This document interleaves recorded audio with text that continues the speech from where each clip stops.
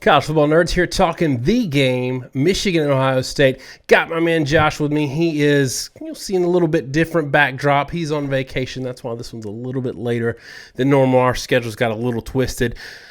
We want y'all to do a couple of things. One, give us your score prediction, like, subscribe, the things that you're doing here. But the thing you can help us with elsewhere is share us. Reddit CFB, Buckeye Huddle, 11 Warriors, MGO Blog. These places, when we get shared, we get help on YouTube. People start watching. So that if you want to help us out, that's one way to do it, if you like what you see.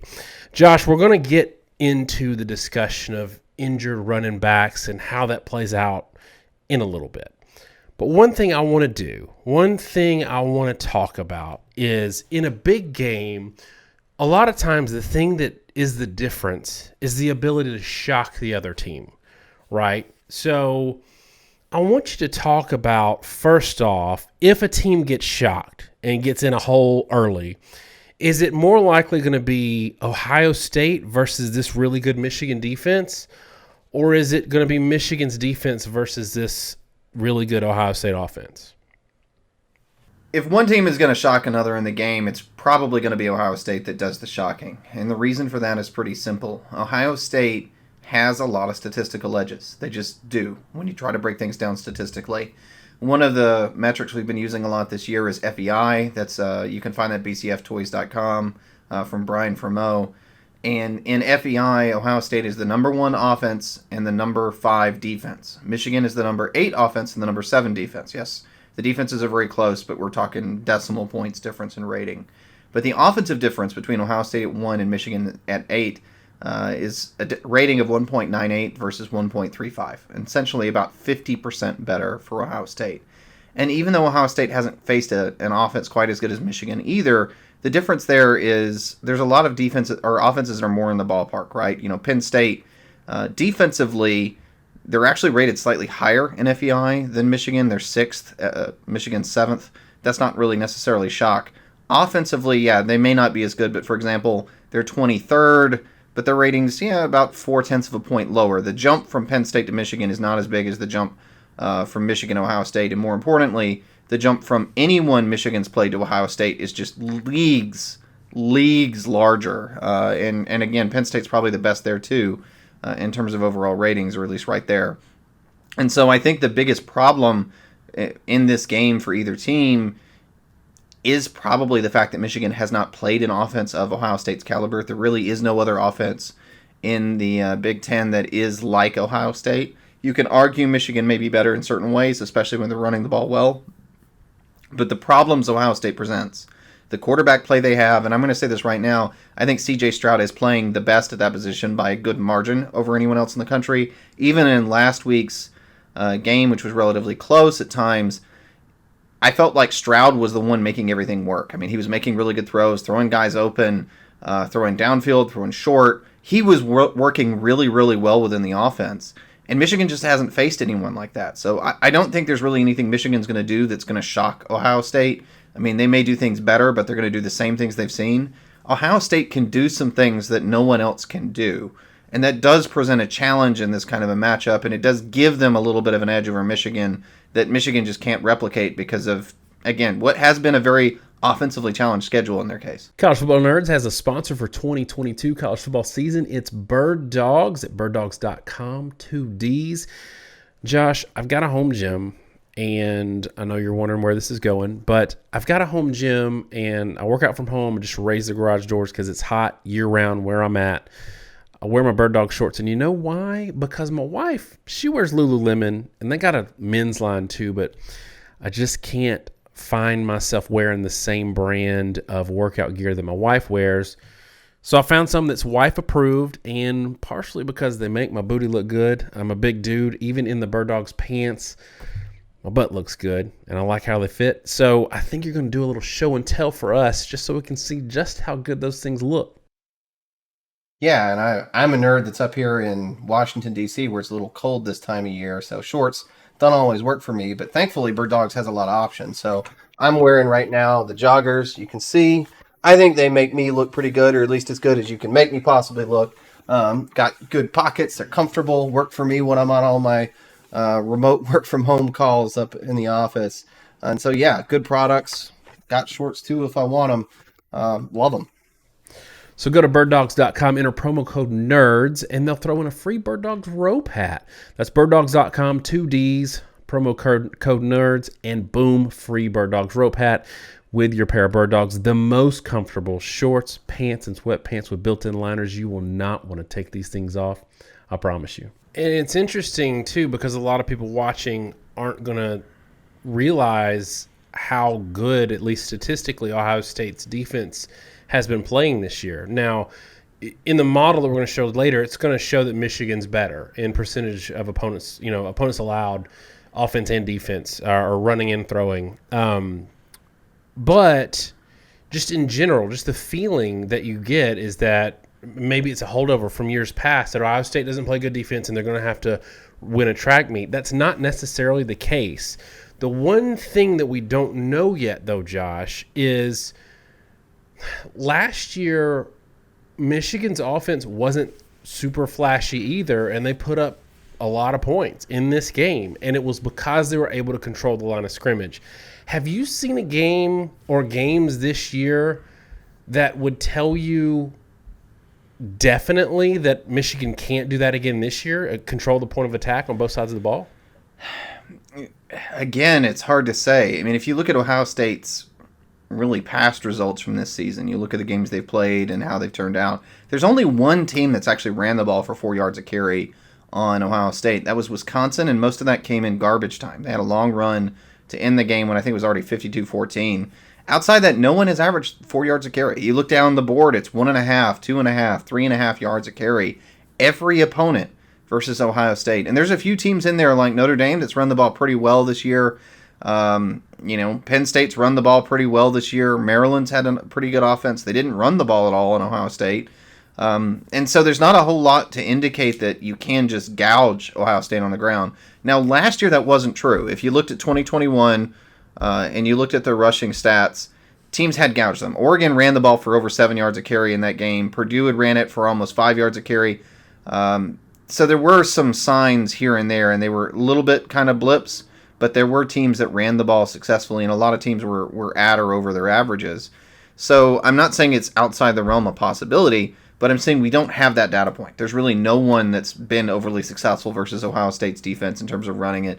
You can have, I think, some success, but the key for Michigan there is that you're going to have some success and keep it moving. You're probably not going to overwhelm them at the line of scrimmage. And then, the next factor there, and I think it does alter a lot of stuff, right, is the running back discussion. And I don't know if we want to get into it or not, but when you start talking about overwhelming someone at the line of scrimmage, I think you also have to seriously take into account the fact that the running back situation is not great for either team. So the odds of you being able to win the line of scrimmage and then capitalize on it, probably not so good, even if you have a gimpy Corum, right? Yeah, and I think it's a little encouraging. What we've heard is that Corum's probably going to play. Haven't heard anything about, Edwards or Mine Williams. So even if there's running backs playing, it could be thin, it could be injured, half-injured running backs. And I think this is another situation where, like, at full strength, both running back rooms at full strength, you give Michigan a lot bigger edge there, and you give their offense maybe a lot more consideration because, let's be honest, Michigan's been dominant this year. So, again, we got a lot of fans in SEC country that maybe don't watch a lot of Michigan football, and they might think of Michigan from a few years ago who couldn't do anything offensively, and they might have a nice win-loss record or whatever, but they struggled through a bunch of games. Michigan's not struggled anywhere. People are going to say Indiana, they won that 31-10, it was close going in the fourth, and they had a coach literally collapse on the sidelines. They were shook for a little bit, and they, worked it out. Maryland was a tough game, but they won that game. So really, there's two tight games, Maryland and Illinois. And Illinois, Corum goes down. Edwards is already hurt, so they're having to scramble. It's a whole lot different situation, even if Corum's hurt in this game, to game plan around that and have a week to prepare around it versus having it happen in the middle of the game. So I think a lot of people are looking at this, and they don't really know Michigan offensively to know that yeah, they haven't played a tough schedule, but unlike Michigan teams in the past, they're not struggling mightily consistently against poor competition. But Josh, if we're saying both of these teams might have some issues in the running back room, even if they can capitalize a little bit with their offensive lines versus the defensive lines. To me, the issue comes down to the fact that it's harder to consistently get wins in the running game versus being able to do it in the passing game. And this is going to tip my hand, and maybe this gets you into the model. But for me, I think the difference is going to be a guy who throws about 6 to 7 yards per attempt on average in JJ McCarthy versus the best quarterback in the country. And at the end of the day, the best quarterback in the country is throwing to a huge wide receiver talent advantage. So I don't know what the numbers bear out, but it feels to me like that's all the difference in the world. I think that's always a fair point. And one thing I want to take a moment and pause and make clear, these are minor quibbling gripes if we're talking about two teams that are playing Maryland and Illinois, right? And we'd have a different conversation if we were in that situation.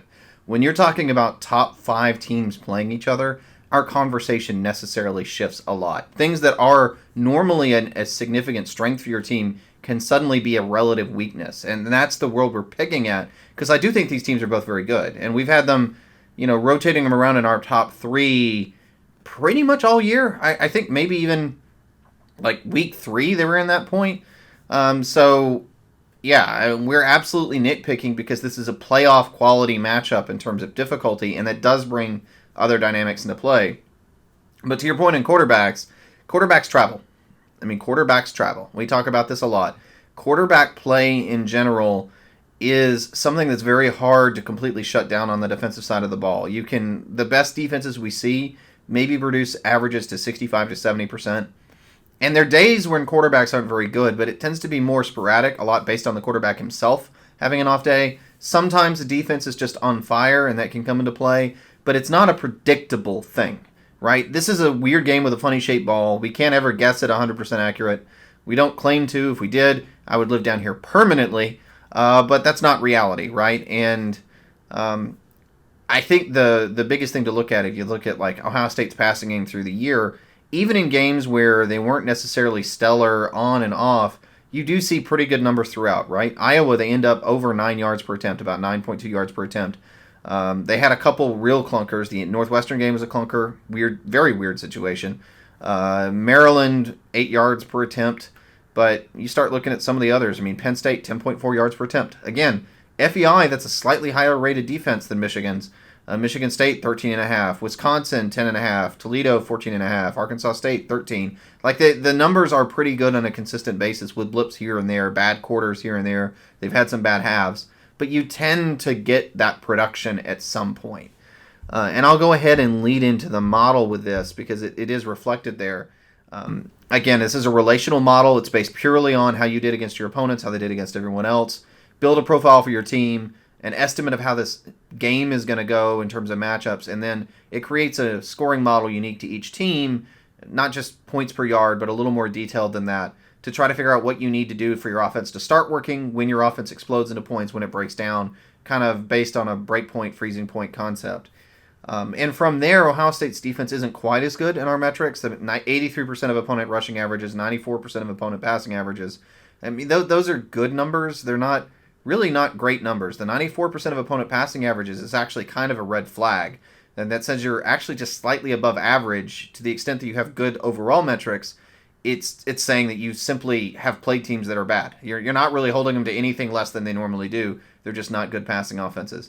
But the trick is Michigan's not all that much different. 75% against the run. That's only 8% better than Ohio State for all the acclaim. 82% against the pass is a good bit better. And there's just, I think 5 point something yards per attempt allowed by Michigan, if I remember correctly. That's where it comes out. But the difference really comes down to the differences between these two teams in terms of ability to, create offensive production. Ohio State's a lot more balanced than Michigan, and their passing game's a lot more effective. 9.7 yards per attempt to 7.8 at Michigan.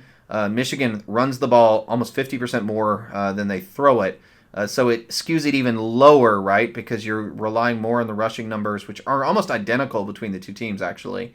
And that does give Ohio State an edge, about 6.0 yards per play versus about 5.6. And the score differential is really minor. It's only 28 to 26. If you want to break it down further, it's actually closer to a point difference than it is 2 points different if you were to get into the decimal points, and our model does those calculations. So a really close game, really with the razor-thin margin coming down to the difference in passing effectiveness from Ohio State, and certainly a lot closer in our model than in Vegas, where I think the score right now is right around, I think, 7.5 that Ohio State's favored. For me, I think this is a matchup situation. The model doesn't see matchups, and we sometimes don't talk a lot about matchups. Sometimes we get too far into the numbers. But, I said this on our live show Saturday night. There's a lot of teams I think that Michigan near the top could beat if the weaknesses and strengths were different in the matchups. But the way you're going to have to beat Ohio State this year, in my opinion, is throwing vertical on the outside. I think they're decent in space in the front seven. I think they're going to do a good job stopping the run on most teams. You got to beat them with a good quarterback who's accurate and they can stress your team vertically, or stress Ohio State vertically. Not beat them on the run game. Not beat them because Michigan needs near 200, maybe 250 yards on the ground to beat them. I think this game, because Michigan's weakness offensively is at quarterback and is at wide receiver, and their strength is in the run game, it puts them behind the 8 ball to take advantage of the things that you can do to Ohio State's defense. So, and I think Ohio State's offense is possibly going to shock Michigan a little bit. Give me Ohio State 31, Michigan 17. And the truth is, I'm not really that far off from this analysis.